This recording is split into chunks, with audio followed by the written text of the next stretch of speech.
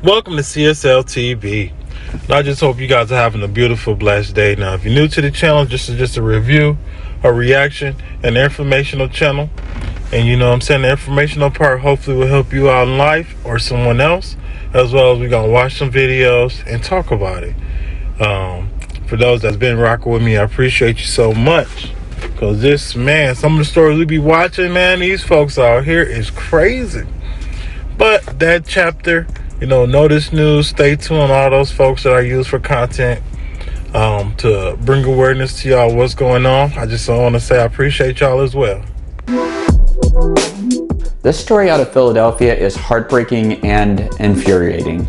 This is Chandra Jones, a 24-year-old fashion model, entrepreneur, and mother of 2 boys. Chandra was out celebrating a birthday with friends when a group of suspects ran up to her stopped car and opened fire.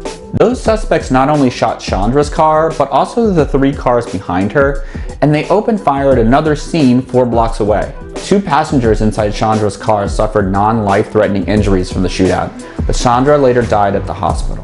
This all went down back in 2021, but now, nearly 2 years later, her grandma told local news that they still haven't found the shooter, and they need the public's help. According to the nonprofit Gun Violence Archive, 2021 saw the most gun deaths on record in America. That number declined slightly in 2022, but shootings are on pace to match or exceed 2021's grim milestone this year. Research has proven more guns lead to more gun deaths, and the primary obstacle to better gun control in this country is Republican opposition, despite popular support for many common-sense updates to existing gun control laws. Police believe the victims in Chandra's shooting were intentionally targeted. This story out of Mississippi is... Oh man, shout out to my man Andrew over at Notice News. But condolences goes out to those families that lost their people and those that got hurt, as well as those that was put in a traumatic, as well as those that was put in a traumatic experience, you know what I'm saying? Because you'll never be right after that, definitely at that age. And anybody shouldn't be going through that type of stuff anyway. But I understand, I fully support what they're trying to do, but then you gotta also think about it. These kids are also having an opportunity to go to the military, 17, 18 years old, and they also being trained with guns. So if we raise the age to 21, 25, who's to say that, you see what I'm saying? So I don't want to go into detail to talk about that. I think more need to be worked instead of just saying that maybe this will help, maybe that will help. Because some of these situations, these kids are buying the guns legally, but at the same time, a lot of these kids are like 15, 16. We also seen situations where kids was 8, 7, you know what I'm saying? They're not the ones that's going out buying these guns. A brown tarp and a barefoot visible underneath. He was beaten before being garroted. This cut his neck and sprayed blood everywhere. This is one of the ugliest things I've ever seen. Craig Rideout was born in 1968. He met Laura Assam in a Rochester pub. Craig and Laura married in 1993. That year, they had their first son, Colin. They would eventually have a total of 7 children. They were eventually forced to move into a smaller home, and the finances dwindled even further, and trouble started to brew, my friends. Colin would later write that his father was emotionally abusive. It seems that Laura wanted to start to turn her children... Damn, so the dad was an emotional, abusive person. He knew how to get into people's heads, so we're gonna see exactly how he got in the head of her children against their dad. During the summer of 2014, she filed for divorce from Craig and moved in with Paul Tucci, who was a longtime family friend of the Rideouts and Craig's best friend. His friends and colleagues would say, he was a good man. He kept his chin up. He was awarded custody of his 2 youngest children. The other children were old enough they could do what they wanted. Laura and Craig's relationship continued to deteriorate quite a bit. You know, she would just drop the kids off and just kind of run away. She would just show up whenever she wanted. At the beginning of 2016, in January, text messages between Colin and Laura show that they hoped to provoke Craig into a display of anger. Tell them you're afraid your dad is going to kill your younger siblings when he gets home. Don't hesitate to call 911 if he's ever screaming, because that would play well in court. Laura and Paul were planning on moving to North Carolina. Laura wanted to take the two youngest... So you mean to tell me the mom and the new husband is trying to get the kids to scam against the dad, you know what I'm saying, since they know, you know, he emotionally abusive person and be getting in people's mind and feelings and shit, so now they trying to get the kids to scam against the dad, so, you know what I'm saying, so that's what it sounds like. Take the two youngest children. Craig was not having any of that. Craig was woken up in his townhouse by an intruder. I wake up at midnight, a sharp pain in my arm, I jump up, a hooded black figure was running out of the room, Blackberry, which was taken that night. Craig reported this to 911, but had his suspicions that it was his own son. On the night of July 17th, Robin spoke to her brother Craig for the last time. Alex had posted publicly on Facebook, "Let my mother and especially the two youngest children leave. You are a chronic liar and I am sick of you dragging my mother through this contorted divorce while you abuse the court system to try and retain control over her life." Robin and Craig both found this to be untrue. And when Robin emailed him the next morning, she got no answer. Robin had replaced his stolen BlackBerry with a prepaid phone. He wasn't picking that up. When she called his workplace, they read her an email he sent his work the night before. "My daughter remains ill. I may not be able to answer the phone as I will probably be taking her to the doctor's office." Robin, upon hearing this, was like, "Huh, that's weird. Maybe at lunchtime I'll pop by his townhouse." And when she did, she saw a figure in the kitchen. It was Laura, cleaning the countertop. Now, Laura wasn't allowed in Craig's house. Laura said she was there because the kids Craig had custody of woke up alone in the house. She called 911.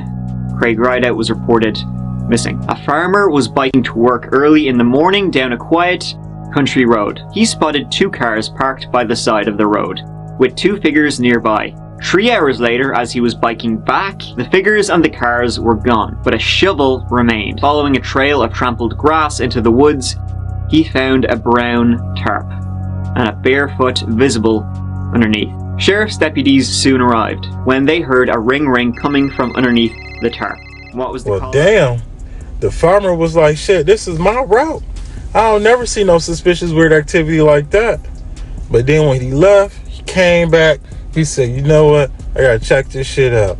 And evidently, he checked out what he thought wasn't right, and it came to be some crazy shit that popped off. So we're gonna see exactly how this play out, because it's a lot of this and that, and they trying to set the dad up and all this other crazy stuff. What was the caller ID saying? Robin. Police arrived at Craig's townhouse. When they searched the basement, they found blood splatter on the walls and shelving unit. And inside a bag, they found what appeared to be a garrote. The autopsy of Craig was grim. Drain cleaner had been poured all over his face and fingers to prevent identification. It appeared he had been beaten and garroted. Cell phone records pinged Craig's phone on early July 18th, leaving his home at 3:15 a.m. CCTV from businesses along that route showed his vehicle and also Paul Tucci's car on their way to where he was dumped. The day after, someone said two young men were throwing big black bags into a local pond called the Devil's Bathtub. When they arrived, the police met Colin and Alex. You and your brother out for a walk? Yeah, basically tell me what's in that bag before I see what's in that bag.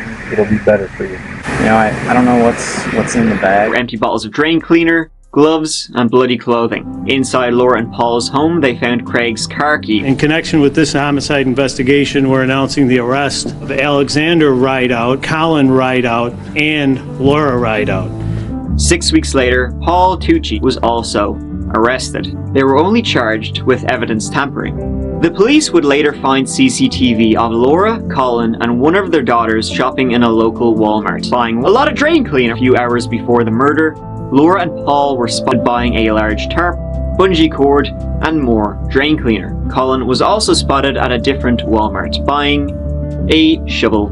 What the investigators think happened is this. Laura and Paul brought the two youngest kids back to Craig's, and that night, One of them, possibly both of them, went to speak to Craig. Then, possibly Laura, lured Craig down to his basement, where he was beaten before being garroted.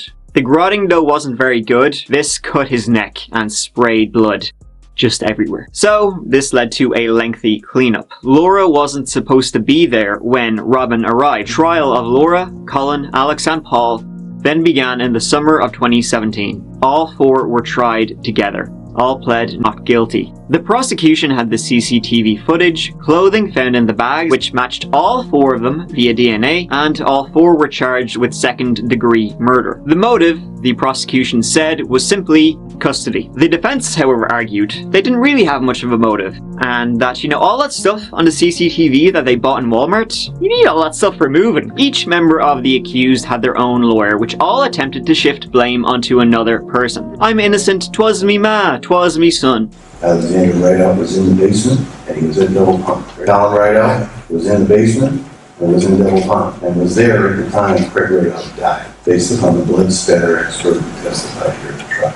And that same group put Laura Rideout in the basement at the time Craig Rideout was killed. This is one of the ugliest things I've ever seen. On July 25th, 2017, Laura and Colin Rideout were convicted of second-degree murder, and Alex Rideout of tampering with evidence. Paul Tucci, he was acquitted. Alex was sentenced to 2 to 8 years, and Laura and Colin received the maximum sentence of 25 years to life. Paul Tucci had a major part in this crime. Without any of the four of them, I think that this crime has far less chance of being successful. It's going to take more than one person, regardless of the size of Colin and Alex, to take that body out. Also, the force needed to crack someone's skull is pretty, that's a good amount of force. So do you think Paul Tucci killed Craig Rideout? I do. Did you kill Craig Rideout, or were you involved with the murder? No. Do you know who killed Craig Rideout? I don't. I don't think anyone does. Laura was with me at home. She was with all of us at the campfire. Why were you buying a tarp of bungee cords and drain cleaner? What do you do when you get a house ready for sale? You have to clean it. You have to, I have some drawers that need repaired. You have to paint. The bungee cords are for the foosball table. They're for the arcade game and all of that. And I put those in there. Strange case filled with serendipitous moments. What if the farmer hadn't seen the shovel? Whatever witness reported seeing Colin and Alex, what if they didn't, report that to the police? Poor Craig, who his entire family turned against him and murdered him for custody. I will see you, as always, real soon in the next